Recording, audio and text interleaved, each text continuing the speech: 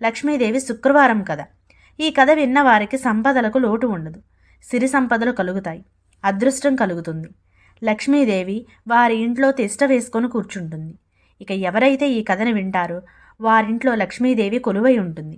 ఇక ఆలస్యం చేయకుండా కథలోకి వెళ్ళిపోదాం. పార్వతీపురం అనే ఒక ఊరిలో ఒక వృద్ధ బ్రాహ్మణుడు ఉండేవారు.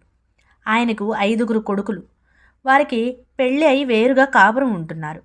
ఆ బ్రాహ్మణుడికి ఉన్న 5 కుమారులలో 4 మంచి పనులు కలిగి ఆ పనులు చేసుకుంటూ 4 కుమారులు, కోడళ్ళు, పిల్లా పాపలు సంతోషంగా ఉన్నారు.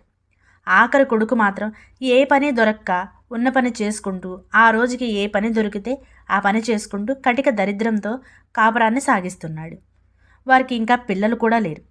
ఇదిలా ఉండగానే శుక్రవారం రోజు లక్ష్మీదేవి లోక సంచారం చేస్తూ ఆ బ్రాహ్మణ కుమారులైన ఇంటి ముందు ఆగింది. మొదట